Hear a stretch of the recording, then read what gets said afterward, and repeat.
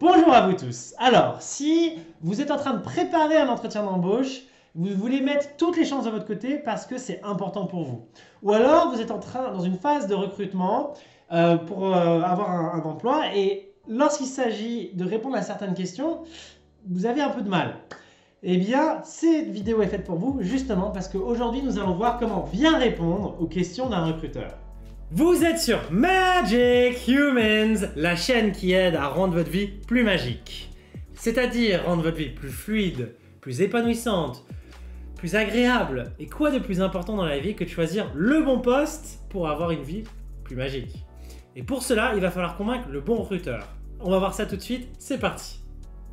Alors, premièrement, comment on va se décomposer la vidéo? Nous allons voir d'abord qu'est-ce qui se passe dans la tête d'un recruteur dans ces moments-là, justement? C'est quoi son point de vue?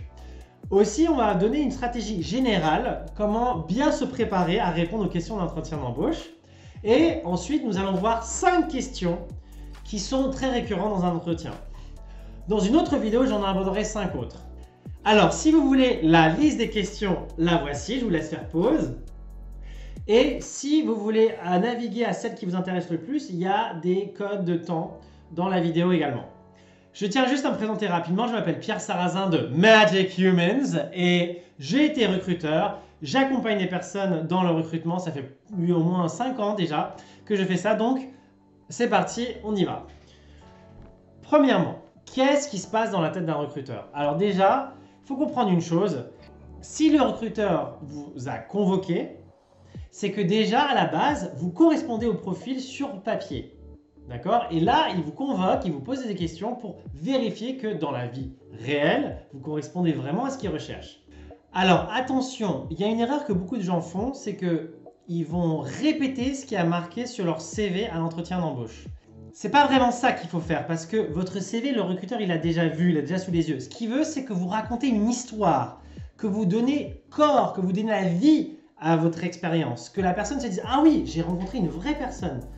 Et à travers le recrutement, l'entretien de recrutement, pardon, eh bien, le recruteur va chercher à valider est-ce que vous avez les compétences, vous avez l'expérience, vous êtes motivé pour le poste, vous savez pourquoi vous êtes là, vous comprenez l'enjeu du poste et vraiment si vous arrivez à faire ça, eh bien du coup, ça a beaucoup plus de chances de marcher. Alors, je vais vous donner une stratégie générale pour vraiment bien préparer tous ces atouts avant un entretien d'embauche. 3 étapes. Première étape, c'est de vraiment comprendre le poste que vous visez et de comprendre quels sont les critères qu'il faudra valider afin de décrocher ce job. Deuxième étape, vous allez préparer votre discours. Comment vous faites? Vous prenez une liste de questions types du recruteur et à chaque question que le recruteur va vous poser, vous préparez un pitch ou un discours vendeur afin de vraiment vous vendre. Troisième étape, vous vous entraînez à répéter ce discours. Alors, il y a 2 façons de s'entraîner. Première façon, c'est de faire ça tout seul. Donc, par exemple, devant un miroir, pourquoi pas. Ou alors, utilisez votre téléphone, vous enregistrez et ensuite vous réécoutez ce que vous avez enregistré afin d'améliorer votre discours. La deuxième façon, c'est de s'entraîner avec quelqu'un, justement. C'est encore mieux. Alors, cette personne va jouer le rôle du recruteur, vous lui donnez la liste des questions et la personne elle va vous poser les questions et vous vous entraînez à y répondre. J'insiste là-dessus parce que vraiment c'est assez injuste, je remarque dans le recrutement, moi ce que j'ai remarqué en tant que recruteur, c'est que une personne peut avoir les meilleures compétences de la Terre, elle peut avoir un super profil, mais si vraiment elle ne sait pas se vendre, elle a du mal à répondre aux bonnes questions, en fait en tant que recruteur on se base aussi sur ça. Et à l'inverse, quelqu'un qui a peut-être moins de compétences, moins d'expérience, mais qui sait très bien se vendre à un entretien d'embauche, et il a vraiment un avantage. Alors, la première question que nous allons voir, c'est celle qui arrive souvent au début d'un entretien, justement. Ça va être « Présentez-vous, s'il vous plaît ». Alors, dans cette question, il faut faire attention, parce qu'une grande erreur que beaucoup de personnes en entretien font, c'est qu'ils vont raconter tout leur parcours de vie, en fait, de début jusqu'à la fin, jusqu'à moi aujourd'hui. Et ça, c'est une erreur. En général, c'est une erreur, en fait, parce que ça peut être long, fastidieux. Et pour un recruteur, si dès le début, c'est long pour lui, c'est un peu fastidieux, c'est vraiment mal parti. Cette question, il faut vraiment réfléchir en amont quels sont les éléments essentiels dans votre parcours qui conviennent le plus au poste. Et ensuite, vous allez l'expliciter. C'est ça qu'il faut. En fait, on cherche qu'avec cette première question, c'est d'avoir un aperçu de juste, en général, est-ce que vous correspondez au poste? Et je vous donne une structure en 3 temps. La première phase, vous allez juste dire qui vous êtes rapidement. Votre prénom, votre âge, peut-être le lieu où vous habitez, si notamment il est proche de l'entretien d'embauche, si vous êtes père de famille ou pas, pourquoi pas. Vous n'êtes pas obligé de tout raconter là-dedans, mais en tout cas, là où vous êtes à l'aise, votre nom de famille. Et en bonus, moi j'aime bien rajouter un fait marquant sur vous. Peut-être que vous êtes passionné de sport, vous avez vécu à l'étranger, vous êtes voilà, trilingue, bilingue, vous êtes passionné de technologie, quelque chose qui vraiment vous démarque. En deuxième lieu, c'est de donner votre expérience qui se rapproche le plus du poste, dans les grandes lignes. Donc vous allez dire votre formation, si ça correspond vraiment au poste, votre expérience que vous avez de ce poste, et essayez de privilégier l'expérience la plus récente d'abord, plutôt qu'une expérience qui date d'il y a 10 ans, en premier lieu en tout cas. Dans cette phase-là, vous pouvez dire par exemple le nombre d'années que vous avez passé dans ce poste-là avant. Vous pouvez dire les différentes entreprises pour lesquelles vous avez travaillé, juste les noms à ce poste ou un poste similaire. Vous pouvez dire le titre du poste que vous avez, les différents types de postes que vous avez occupés, qui sont les mêmes par rapport à ce poste que vous visez ou qui sont similaires. Et ensuite, vous pouvez donner aussi votre formation, dans l'ordre que vous voulez, hein, vraiment. Moi, je pense que c'est mieux de dire d'abord son expérience professionnelle et ensuite la formation, mais ça dépend vraiment des carrières et de votre parcours. Si vous venez de finir vos études, bah, vous commencez par ça, c'est OK. Et si vous n'avez pas beaucoup d'expérience, vous pouvez très bien parler d'une expérience qui n'est pas professionnelle, hein, qui a de la valeur quand même. Voilà, ça c'est un exemple. À vous de trouver le vôtre. Hein. Donc, dans les grandes lignes, pourquoi vous avez l'expérience appropriée. Et la troisième phase, c'est pourquoi vous êtes là devant le recruteur. Pourquoi vous avez postulé à ce poste. Qu'est-ce qui vous motive? Une phrase ou deux là-dessus. Par exemple, vous voulez intégrer une start-up pour l'esprit convivial. Vous voulez reprendre le marché de l'emploi parce que vous connaissez ce poste. À vous de trouver une raison qui soit personnelle, qui vous motive à être devant la personne. Maintenant, je vais vous donner un exemple.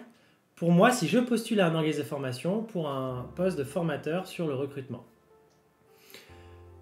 Bonjour, je me présente, je m'appelle Pierre Sarrazin, j'ai 34 ans, j'habite en Val d'Oise. Je suis passionné de développement personnel et j'ai vécu 9 ans à l'étranger, donc je suis trilingue.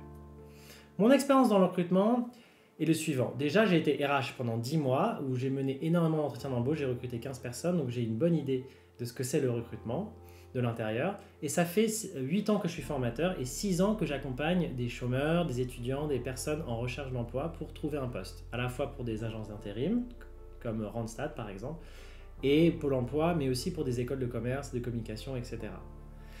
Si moi je suis là devant vous, c'est parce que dans votre organisme de formation, j'ai remarqué que vous privilégiez vraiment un apprentissage avec des petits groupes, où les personnes sont proactives dans leur apprentissage, dans leur recherche d'emploi, et vous laissez une certaine liberté pour que le formateur puisse être créatif et vraiment donner le meilleur de soi-même. C'est pour ça que je suis là devant vous, j'ai très envie d'intégrer ce poste. La deuxième question que nous allons voir, c'est pouvez-vous me raconter votre expérience en tant que... Ou alors, pouvez-vous me parler d'une situation où vous avez vécu ceci, ou vous dites que vous êtes compétent dans cette matière, pouvez-vous développer? Voilà, ce type de question sert vraiment à vérifier dans le détail votre compétence, votre expérience, que vous savez vraiment faire ce que vous prétendez savoir faire.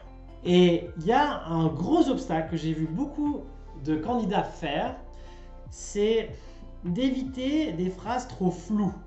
Je donne un exemple. Si je dis par exemple « je connais bien les réseaux sociaux et je sais les animer », c'est très flou. Par contre, si je dis « en un an, j'ai monté une page Instagram qui a plus de 7600 followers », ok, c'est concret, c'est percutant. Un autre exemple, ça va être « voilà, j'ai été pilote de rallye ».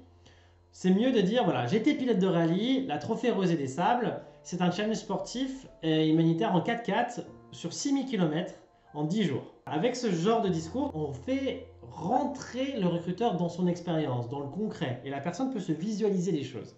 Passer du flou au précis, au concret, très important, ça va être beaucoup plus percutant comme ça.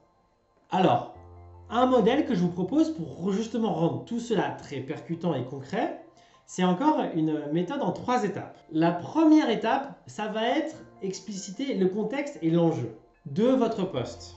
Deuxième étape, c'est les actions que vous avez mises en œuvre. Et troisième étape, les résultats que vous avez obtenus. Alors, lorsque je parle de contexte et d'enjeu, qu'est-ce que je veux dire par là?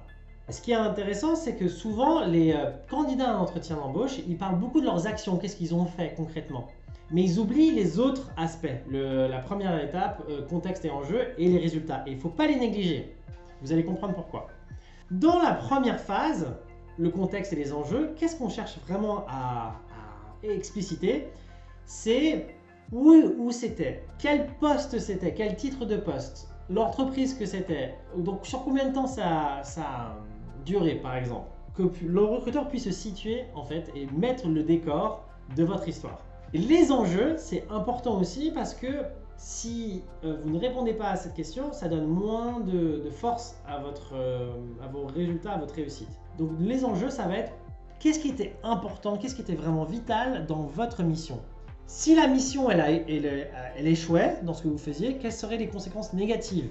Si la mission elle réussit, quelles sont les conséquences positives? Ce sont ce genre de questions que vous pouvez vous poser pour identifier les enjeux vitaux. Par exemple, si moi je suis pharmacien, l'enjeu ça serait il faut vraiment que je prescrive les bons médicaments aux patients.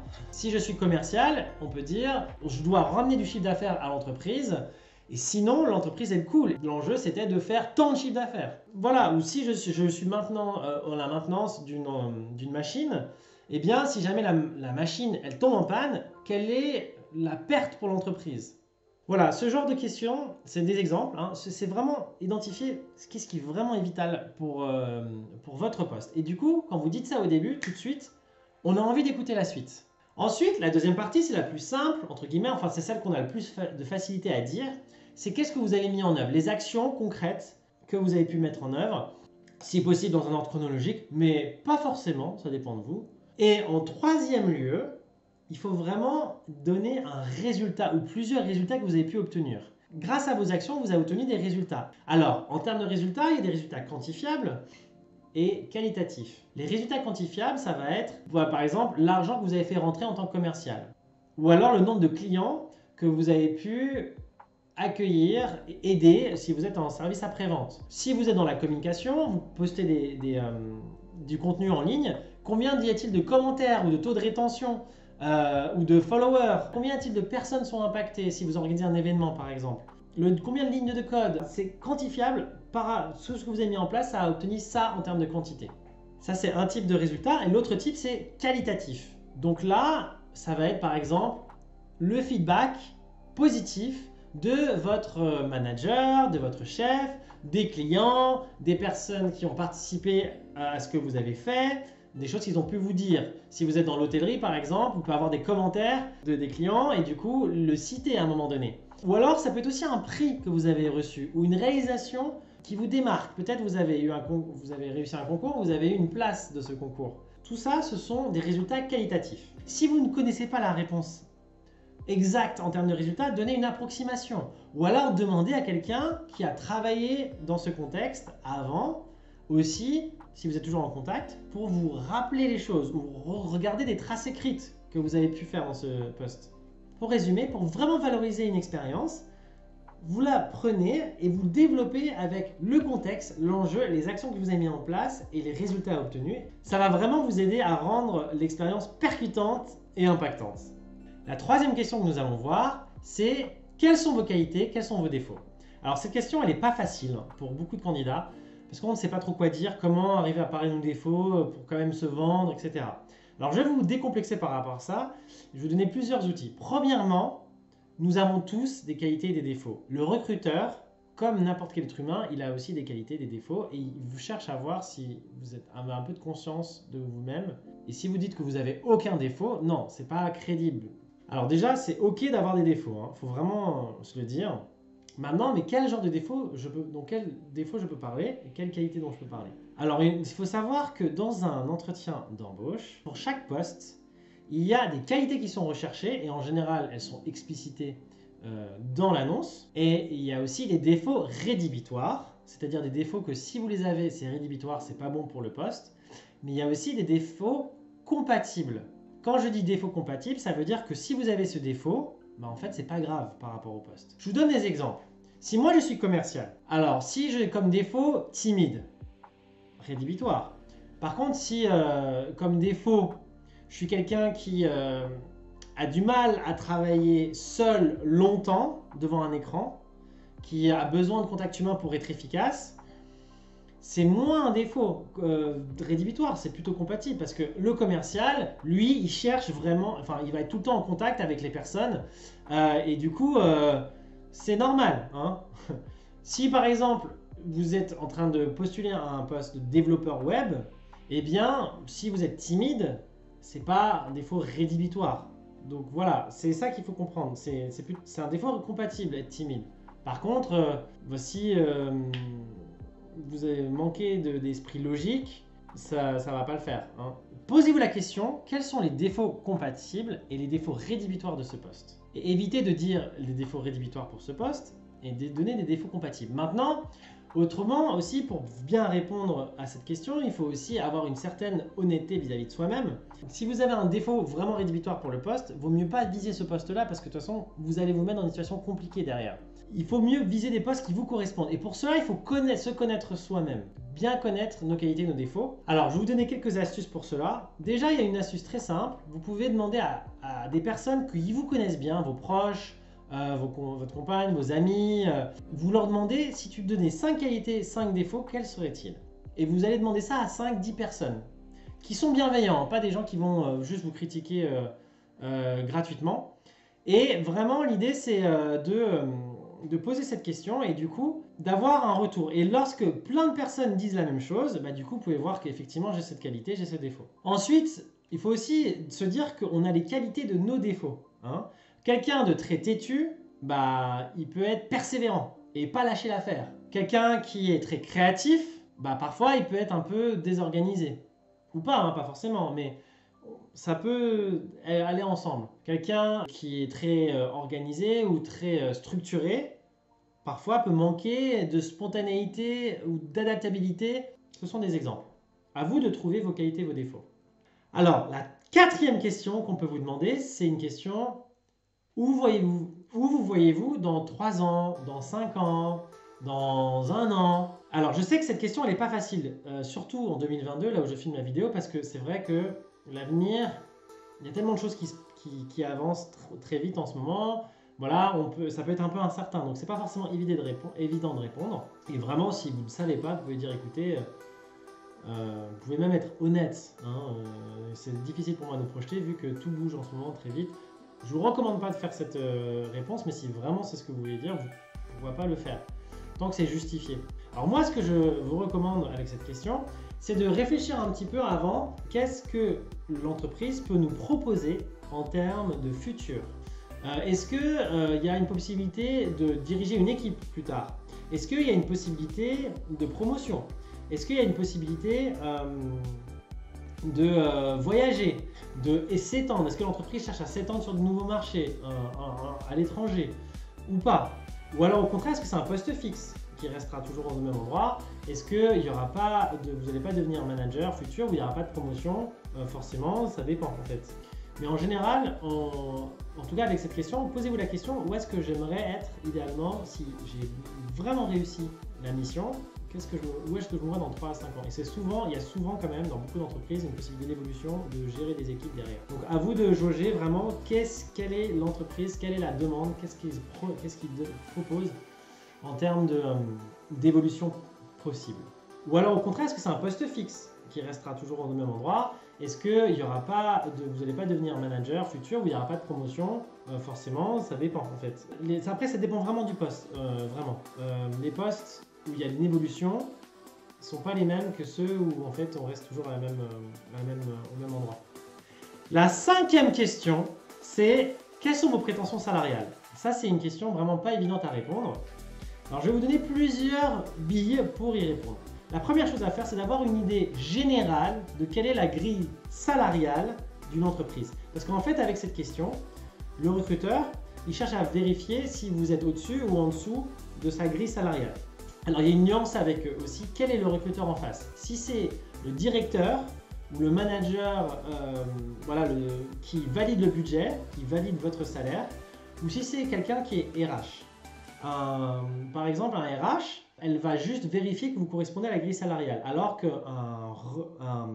le manager direct ou le directeur, c'est lui qui peut négocier son salaire. Donc on ne va pas forcément pouvoir négocier avec un RH, ça dépend, mais on peut négocier avec la personne qui valide votre salaire. Comment on peut faire pour, si on ne connaît, bien sûr, on n'est pas dans l'entreprise, on ne connaît pas leur grille salariale, et ben déjà on peut regarder sur l'annonce. C'est quoi, qu'est-ce qu'ils mettent dans l'annonce? Ils mettent le salaire, ils mettent une grille, ok? Ça c'est une première indication. Si vous n'avez pas accès à cette information, vous pouvez vérifier. Voilà, par exemple sur Indeed, il y a une grille des salaires. Comment dire? Il y a un comparateur de salaires. Quand vous mettez un poste dans Indeed, ben vous pouvez voir la moyenne de tous les salaires selon les lieux, selon les entreprises que Indeed a recensé pour ce poste. Vous pouvez faire des recherches sur Internet pour savoir quels sont en début de carrière ou en fin de carrière, en milieu de carrière, voilà, les salaires types pour ce poste. Donc ça, c'est une chose à faire. Ensuite, il faut faire attention avec cette question. Il faut vraiment différencier le salaire brut du salaire net. Parce qu'on parle de chiffres, c'est très concret. Et du coup, c'est pas la même chose. Moi, ce que je fais personnellement, je vais vous mettre dans la description le lien calculateur salaire brut et net. C'est un calculateur en ligne qui est très facile à utiliser, qui permet de savoir si c'est à temps plein, à temps partiel, mensuel, annuel ou horaire, quel est votre salaire brut et votre salaire net. En général, les recruteurs, mais ça dépend encore une fois, mais souvent les recruteurs, ils raisonnent en chiffres bruts annuels. Donc ils vont dire par exemple 42K, ça fait 42 000 euros brut ou 25 000, enfin voilà, c'est comme ça. Et du coup, à vous de savoir à quoi ça correspond quand on parle dans ces chiffres-là. Parce que sinon, vous pouvez vous embrouiller. Alors ensuite, quand vous connaissez la grille salariale approximativement, que vous êtes au clair sur le salaire brut et net, que vous visez, voilà, il faut savoir qu'est-ce que vous visez, quel est le plancher dans lequel vous ne voulez pas descendre. Enfin, et après, je vous recommande de plutôt proposer un chiffre en haut de la fourchette. C'est toujours mieux de proposer un chiffre plus élevé qu'un chiffre trop bas. Parce que si vous dites un chiffre bas, la personne va dire très bien, vous n'allez même pas savoir que vous êtes en dessous de sa fourchette. Par contre, si vous dites un chiffre même un peu trop élevé, il va dire non, bah nous on est plutôt en dessous. Et là, on peut négocier. Ou on peut dire, vous pouvez dire oui ou non si ça vous convient. Si ça ne vous convient pas, vous pouvez le dire aussi, hein, ça arrive. Ça dépend de vous, de comment vous vous positionnez par rapport au salaire. Une autre façon que vous pouvez faire aussi, c'est vous leur demander directement, écoutez, c'est une très bonne question, justement, afin de pouvoir me positionner, quelle est votre grille salariale justement pour ce poste? Vous pouvez même retourner la question au recruteur. Alors si vraiment vous n'avez aucune idée de la grille salariale dans l'entreprise, vous ne savez pas du tout comment répondre, bah à ce moment-là, vous pouvez dire, écoutez, c'est une très bonne question, moi j'estime avoir beaucoup de compétences à apporter, mais dites-moi, vous, quelle est votre grille salariale pour ce poste, justement? Et là, la personne, en fonction de ce qu'elle va vous dire, vous pouvez vous positionner. Voilà, c'est la fin de cette vidéo. Je vais faire une deuxième vidéo pour d'autres questions qu'on peut avoir en entretien d'embauche, comment y répondre. Donc n'hésitez pas à mettre dans les commentaires quels sont le genre de questions que vous aimeriez auxquelles je réponde, comment on peut y répondre dans un entretien.